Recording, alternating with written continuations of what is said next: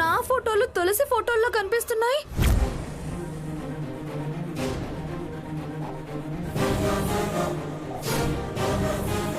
నీ ఫోన్లో దాని ఫోటోలు రావడం ఏంటి? ఏదిటివు?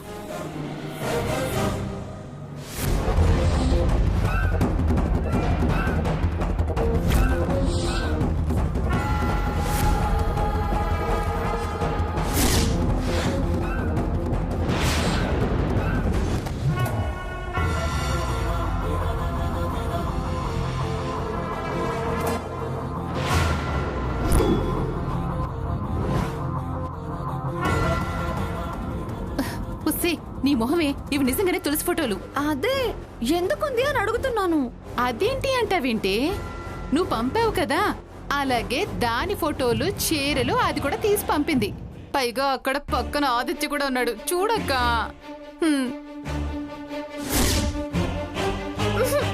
దాని జోలికి వద్దే అంటే వినవు. నువ్వు తవలపాకు అంటే అది తలుపు చెక్కలు అనే రకం. గెలికి తన్నించుకోవడం అంటే ఇదే. నువ్వు చీరలను గొప్పగా పంపితే అది చీర చాటున కృష్ణుడిని కూడా పంపింది. అది నన్ను తనటం కాదు, నేనే దాని సంగతి తేల్చుకొని వస్తాను. వీడెళ్ళి అక్కడ చేరాడు. వెళ్ళవే, నువ్వు ఒక్కదానివే కాదు, పిన్నిని కూడా తీసుకునేళ్ళు. వాడున్నాడని అది రెచ్చిపోతోంది కదా, నీకు ఫోటోలు పంపి మిడిసి పడుతోంది కదా. వెళ్ళి ఆ చెంప ఈ చెంప బాగా వాయించురా, దాని సంబరంలో నిప్పులు పోసిరా. అలాగే అత్తయ్య. నానమ్మా, నానమ్మా, నానమ్మా. అక్క, ఇదంత ఫాస్ట్ గా వెళ్తుంది, తన్నులు తినకుండా వస్తుందంటావా? నువ్వా? పిన్నుంది కదే, పైగా నువ్వు నేను కూడా ఉన్నా. దానికి తలంటడం కరెక్టేలే, చివరికి అదే జరిగేటట్టుంది. అంటే ఏంటే? అదే అక్క, నువ్వన్నావు కదా నలుగు పెట్టి తాళంటడాలు. నిన్ను కట్టుకున్నవాడు, దాన్ని కట్టుకోబోయేవాడు దాని పక్కన చేరారు. అందుకే అది అలా రెచ్చిపోతుంది. పడనేవే, దాని బిడిసిపాటు ఎంతకాలమో నేను చూస్తాను. గొర్రె కొవ్వటం యజమానికే లాభం అంటారు కానీ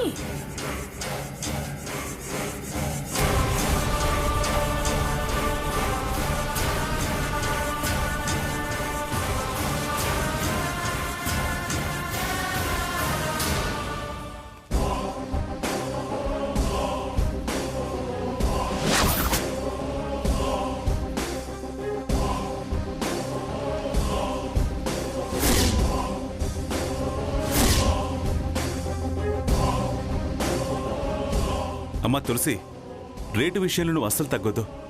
నీకు నచ్చిన చీర ధర చూడకుండా సెలెక్ట్ చేసుకో. ఎన్ని కావాలంటే అని తీసుకో. ఎవరికి భయపడాల్సిన పని లేదు. అడుగు వెనక్కి వేయాల్సిన అవసరం నీకు లేదు. నీ సెలెక్షన్కి నేను ఫస్ట్ ప్రిఫరెన్స్ ఇస్తాను. నీ ఇష్టానికి నేను సపోర్ట్ చేస్తాను.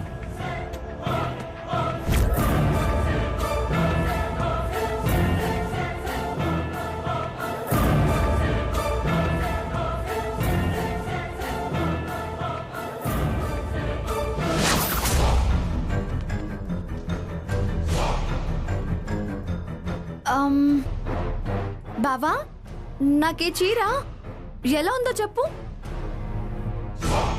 కుళ్ళుకుంటుంది, దాన్ని ఏడిపించడానికి ఇంకా ఎక్కువ చేస్తాను. ఆదిత్య, ఇది బాగుందా?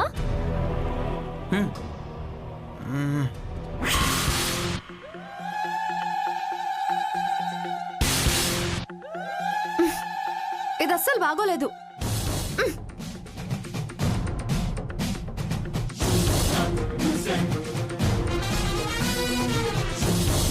ఇదిగో ఆదిత్య, ఇది బాగుంది కదా.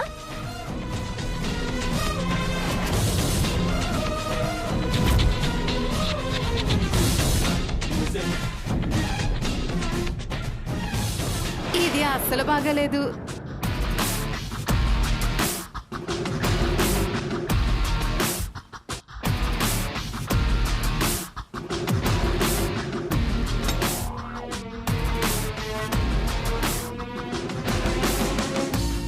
ఇదెలా ఉంది? ఇది కూడా బాగుంది కదా. చిచ్చి, ఈ డబ్బాల చీర అస్సలు బాగాలేదు.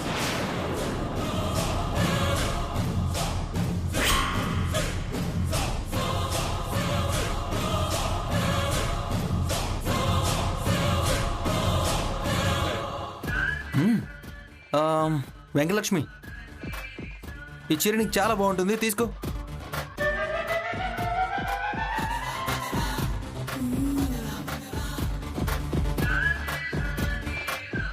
అమ్మ తులసి, మాట్లాడకుండా భలే చేసావే. ఇప్పుడు వెంకటలక్ష్మి తేలు కుట్టిన దానిలో ఎగురుతుంది. అవును బావా, ఈ చీర చాలా బాగుంది.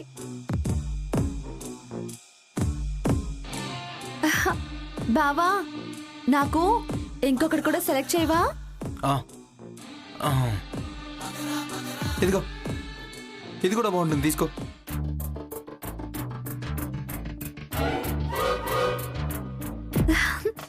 థ్యాంక్స్ బావా, ఎంత మంచి చీర సెలెక్ట్ చేసావో. నువ్వు సూపర్ బావా, నీ సెలెక్షన్ సూపర్. చాలు చాలు, చేసిన చీరల సెలక్షన్ చాలు, పద. ఏంటిది బావ నాకు చీరలు సెలెక్ట్ చేస్తుంటే? బావ లేదు, సెలక్షన్ లేదు. అయినా వీళ్ళ ఇంట్లో మనం చీరలు సెలెక్ట్ చేసుకోవడం ఏంటి? మన ఇంట్లో మనం చేసుకోలేమా? పెట్టేసిరా, రా.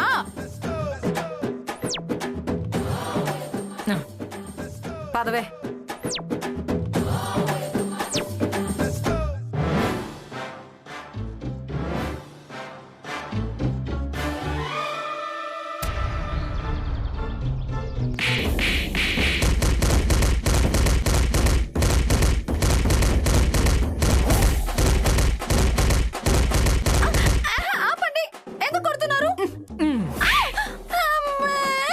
ఎన్నిసార్లు చెప్పినా ఆలోచన లేదా? ఇంత మట్టి పనులు తీయలాగే. రేపు ఈ ఇంట్లో దుర్గమ్మ పెత్తనం కింద నువ్వెలా నెగ్గుకొస్తావు? ఇప్పుడు నేనేం చేశాను చిన్నత్తయ్య? ఏం చేసావా? నీ బుర్రలో మొత్తం పేడ నింపుకున్నావే. నీకు అక్కడ జరుగుతుందంటే అర్థం కాలేదా? అర్థం కాలేదా నీకు?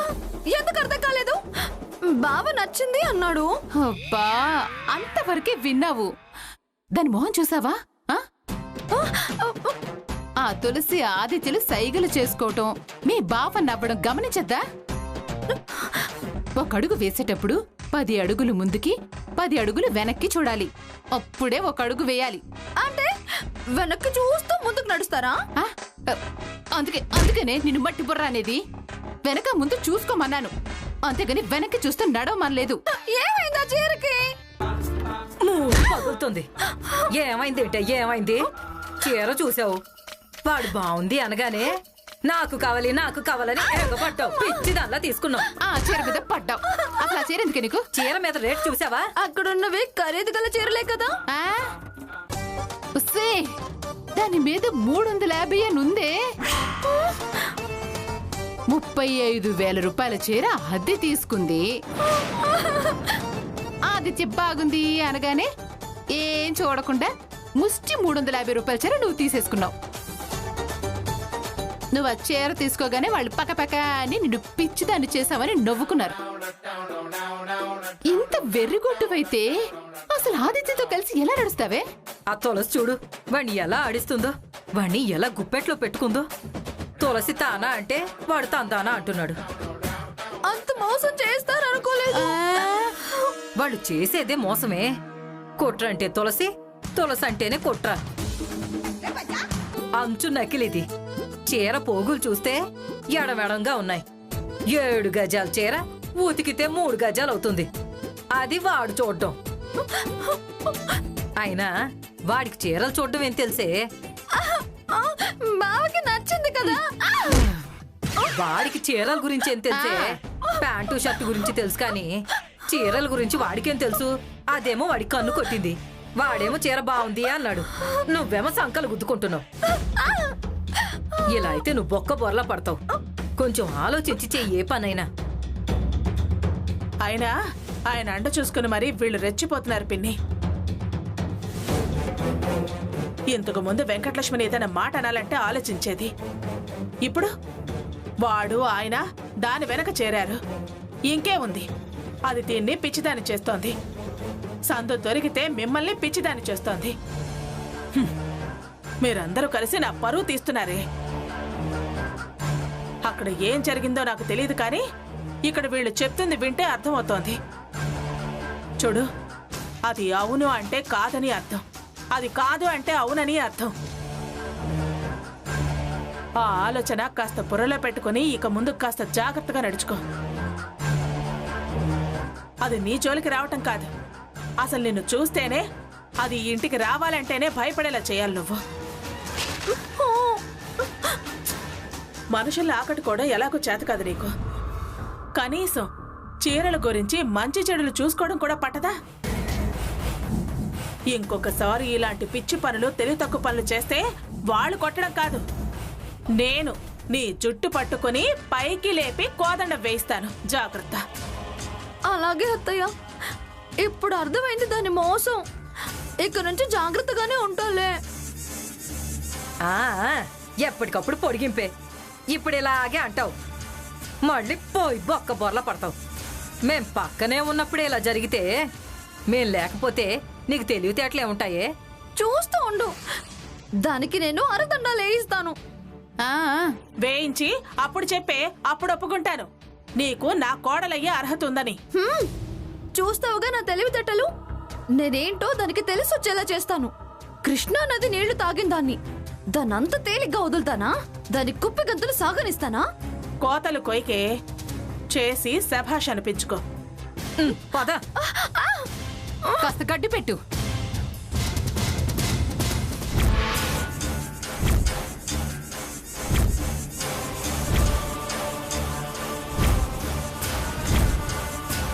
ఏంటక్క ఆలోచిస్తున్నావు?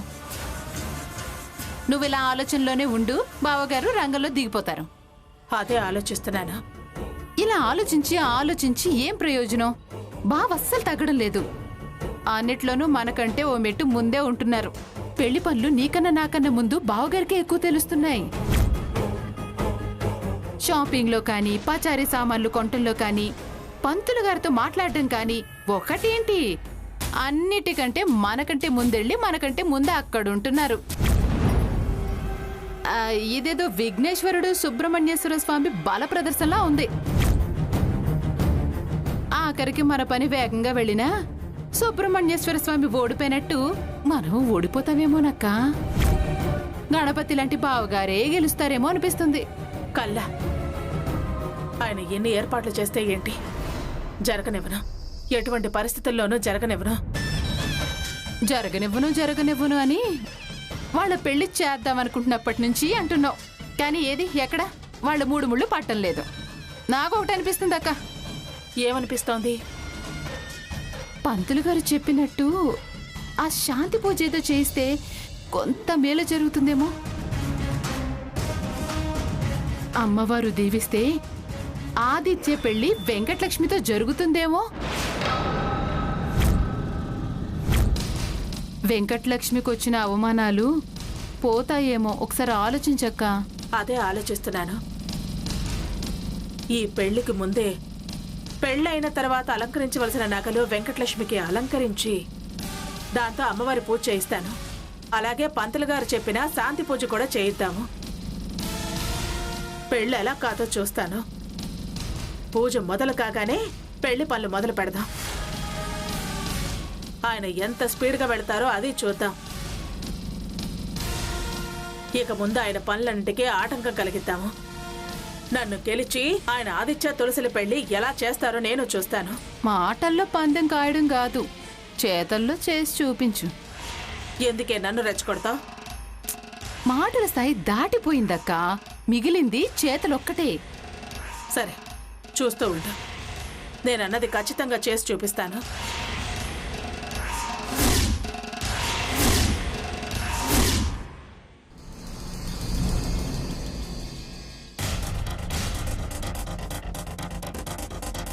లక్ష్మి, వెంకటలక్ష్మి. అత్తయ్య, ఇదిగో వెంకటలక్ష్మి, రేపు అందరికంటే ముందు పూజకి తులసినే పిలుద్దాం.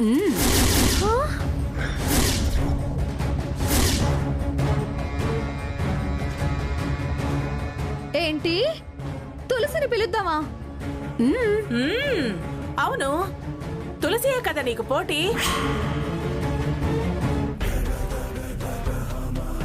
దానికి అన్ని విషయాలు తెలియాలి. పోటీ నుంచి అది తప్పుకోవాలి అంటే ముందు దాన్నే పిలవాలి. అదే మనకి కన్నె ముత్తైదువు. ఆ, ఆ, సరే నీ ఇష్టమే నా ఇష్టం అత్తయ్య.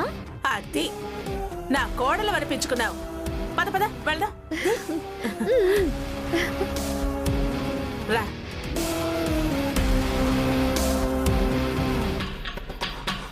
ఏంట్రా మీ అమ్మ రేపు పూజకి తులసిని తొలిపేరంటంగా పిలుద్దామంటుంది? ఏమోనన్నా, అందులో ఏం మొదలపు ఉందో. రే నిజంగానే పిలవడానికి వెళ్తుందిరా? పిలవడానికే కదా నాన్న ఇంటి నుంచి బయలుదేరుతుంది. సరే చూద్దాం పద. పదండి.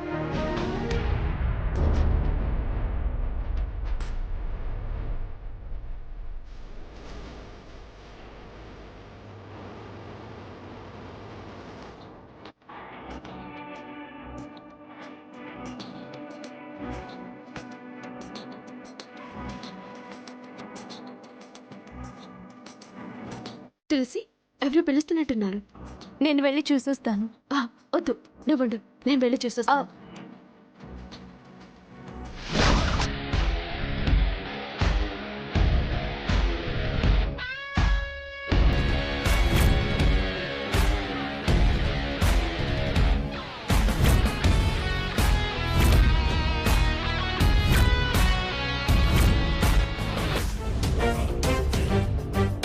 అంత నోరెళ్లబెట్టి చూడవలసిన అవసరం లేదు తులసి.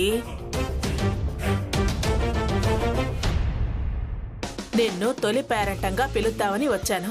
తొలి పేరంటమా? దేనికి? రేపు మా ఇంట్లో కాబోయే కోడలతో గృహశాంతి పూజ చేయిస్తున్నా.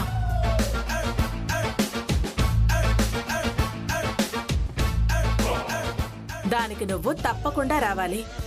తొలి పిలుపు నీతోనే మొదలు పెడుతున్నాను.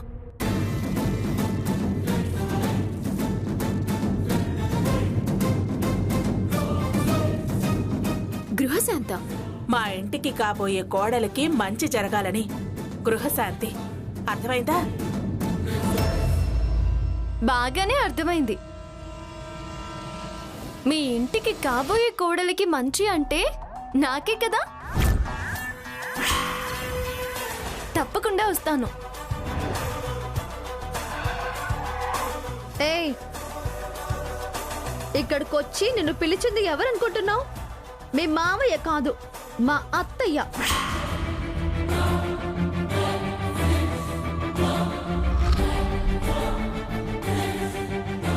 రేపు పూజలో కూర్చునేది నేను. గృహశాంతి నాకే, గృహశాంతి మాకే. అలాగే లక్ష్మి, నేనేమో అనుకున్నానులే, అందుకే అలా అన్నాను. చూడమ్మా తులసి, శుభమా అని పూజ పెట్టుకున్నాం. తొలి పిలుపుగా నీ దగ్గరికే కదా వచ్చాం. కొంచెం నవ్వు మొహంతో మమ్మల్ని వెళ్ళేటట్టు చేయమ్మా.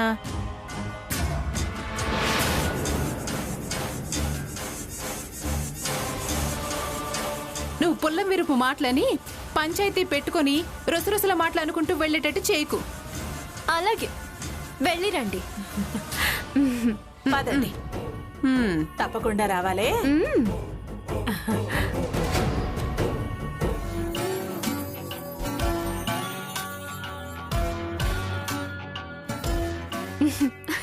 గృహశాంతి అదొక వంక.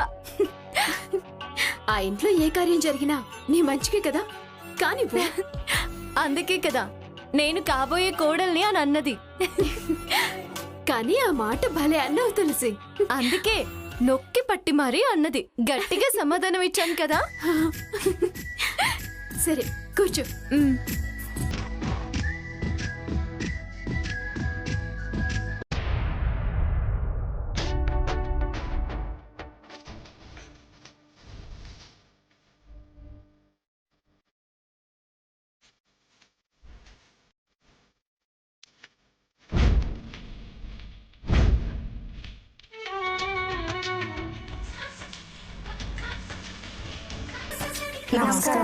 నమస్తే లక్ష్మి. అమ్మవారికి దండం పెట్టుకో. దీపం పెట్టాక అందరం వెళ్ళి నగలు తీసుకొద్దాం. అలాగే అత్తయ్య.